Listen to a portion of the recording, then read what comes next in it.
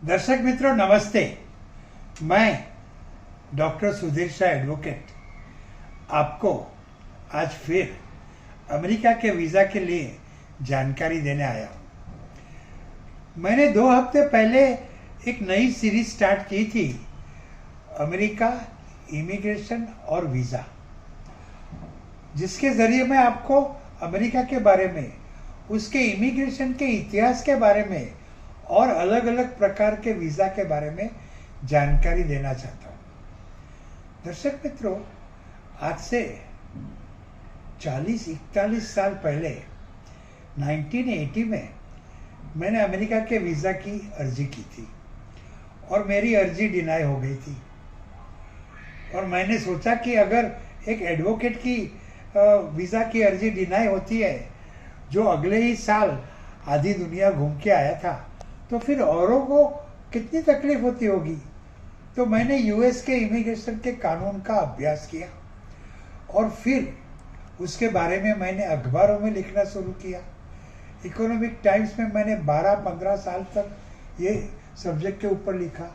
फिर कई गुजराती पेपरों, मुंबई समाचार, जन्मभूमि प्रवासी, व्यापार, दिव्य भास्कर, संदेश, इमिग्रेशन टाइम्स, कई पेपरों में मैंने लिखना शुरू किया।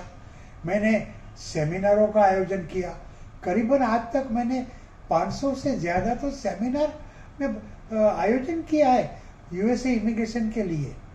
तो अभी मैंने सोचा कि हिंदी में और गुजराती में अमेरिका के इमिग्रेशन के बारे में कोई जानकारी देने वाली पुस्तक नहीं है।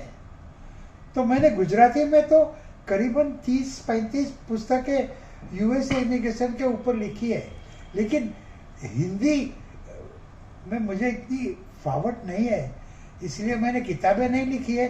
लेकिन मैंने सोचा है कि मैं हिंदी भाषी लोगों को भी अमेरिका के इमिग्रेशन के बारे में जानकारी दूं, और इसलिए मैंने ये नई सीरीज स्टार्ट की है, अमेरिका इमिग्रेशन और वीज़ा।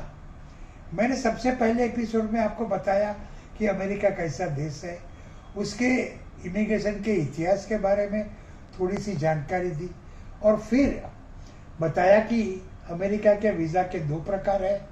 जो वहाँ परमानेंट रहना चाहता है उसके लिए इमिग्रेंट वीज़ा, जो वहाँ थोड़े समय लेके जाना चाहता है उसके लिए नॉन इमिग्रेंट वीज़ा।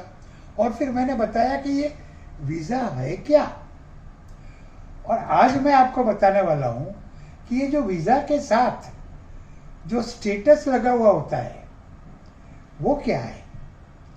तो दर्शक मित्रों, आप अगर अमेरिका जाना चाहते हैं, अमेरिका के कोई भी प्रकार के वीज़ा आप लेना चाहते हैं, आप वहाँ परमानेंट रहना चाहते हैं या टेम्पररी थोड़े समय के लिए जाना चाहते हैं, घूमने जाना चाहते हैं या बिजनेस के लिए, या फिर पढ़ने के लिए, या फिर वहाँ जॉब करने के लिए, आप अगर साधु संत है तो आपके धर्म का फैलावा के लिए, आप अगर मौलवी है तो वहाँ की मस्जिदों में काम करने के लिए, आप अगर प्रीस्ट है तो वहाँ के चर्चों में आप काम करने के लिए जाएंगे, आप अगर आर्टिस्ट है तो वहाँ आपके आर्ट दिखाने के लिए, डांस, म्यूजिक या ड्रामा करने के लिए जाना चाहते हैं।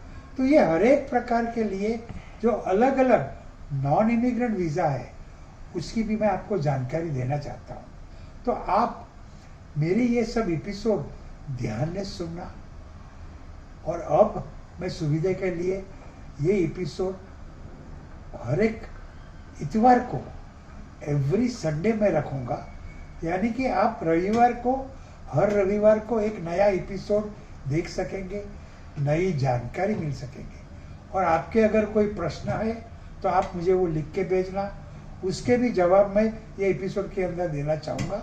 लेकिन ये एपिसोड के जरिए मेरी ये इच्छा है कि हिंदी भाषी हर एक लोग जो अमेरिका जाने की इच्छा रखते हैं, जो अमेरिका माइग्रेट करना चाहते हैं, वहाँ परमानेंट रहना चाहते हैं, या अमेरिका कुछ काम के लिए थोड़े समय के लिए जाना चाहते हैं, उनको कौन से प्रकार के वीज़ा कैसे मिल सकते हैं, ये सब मैं जानकारी दूंगा। This would be my gift to my countryman. ये मेरे देशवासियों को मेरी एक भेंट रहेगी। तो आप ये सब एपिसोड ध्यान से हर एक इतवार को सुनना। अच्छा, तो आज मैं आपको बताता हूँ कि ये स्टेटस क्या है। आप जब B1 B2 वीज़ा लेके अमेरिका जाते हैं, B1 वीज़ा बिजनेसमैनों के लिए है, B2 वीज़ा टूरिस्टों के लिए है। तो आप ये दोनों वीज़ा एक साथ में दिए जाते हैं, क्योंकि इसके ज़रिए जो काम करने की आपको छूट मिलती है वो करीबन एक सरीखी है। तो आप B1 B2 वीज़ा लेके अमेरिका में पहुँचे तो वहाँ का इमिग्रेशन ऑफिसर आपको पूछेगा कि भाई आप यहाँ किस काम के लिए आए हैं। अगर आप बिजनेसमैन हैं और आप बोलेंगे कि मैं बिजनेस के सिलसिले में आया हूँ, तो वो आपके पासपोर्ट के ऊपर B1 स्टेटस ऐसा लिखेगा। अगर आप कहेंगे कि मैं तो यहाँ घूमने आया हूँ, मैं तो मेरे यहाँ बच्चे हैं, मेरे माँ बाप है, मेरे भाई बहन है, मेरे दोस्त हैं, उनको मिलने आया हूँ, तो वो आपको B2 स्टेटस ऐसा छप्पा लगाएंगे।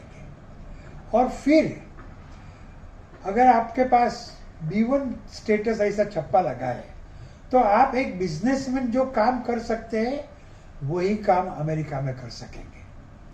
अगर आपका स्टेटस B2 है तो आप एक टूरिस्ट जो परदेश में जाके कुछ कर सकता है वही काम कर सकेगा। तो हर एक वीज़ा के साथ एक स्टेटस लगा हुआ होता है। स्टेटस यानी तुम्हें अमेरिका में जो काम करने की छूट दी जाती है वो छूट। हर एक वीज़ा के साथ एक स्टेटस लगा हुआ रहता है। अगर आप अमेरिका में परमानेंट रहना चाहते हैं और आप इमिग्रेंट वीज़ा लेके अमेरिका जाते हैं तो आपका स्टेटस इमिग्रेंट होगा, आप अमेरिका में परमानेंट रह सकेंगे। और परमानेंट रहने वाले लोग जो कुछ भी कार्य अमेरिका में कर सकते हैं आप वो सब कर सकेंगे। आप F1 स्टूडेंट वीज़ा लेके अमेरिका जाते हैं तो आपका स्टेटस रहेगा स्टूडेंट। तो एक स्टूडेंट अमेरिका में जो कर सकता है वो सब चीज़ें आप कर सकेंगे। आप H1B वीज़ा लेके अमेरिका में नौकरी करने गए तो जो कंपनी ने आपको नौकरी दी है और जिस काम के लिए आपको बुलाया गया है वो कंपनी में वो काम आप कर सकेंगे। आपका स्टेटस रहेगा एक नौकरियात का। तो इस तरह हर एक वीज़ा के साथ एक स्टेटस लगा होता है। स्टेटस यानी आपके वीज़ा के जरिए आपको जो काम करने की छूट मिलती है वो छूट। अच्छा, आप समझो आप B1 B2 वीज़ा के ऊपर अमेरिका गए और फिर वहाँ आपको पढ़ने का दिल हुआ, यूनिवर्सिटी ने आपको एडमिशन दिया और कोर्स तुरंत ही शुरू होते हैं। अभी आपके पास इतना समय नहीं है कि आप अपने देश में वापस आए और स्टूडेंट वीज़ा लेके फिर अमेरिका जाके पढ़ना शुरू करें। तो ऐसे में आप अमेरिका में अर्जी करके अपना स्टेटस चेंज कर सकते हैं। B1 या B2 से चेंज करके आप F1 स्टेटस भी ले सकते हैं।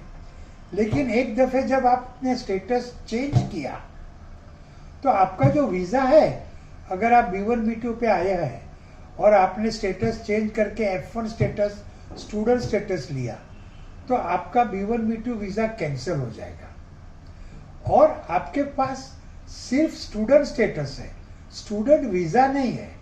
तो आप अमेरिका में रह सकेंगे, पढ़ सकेंगे।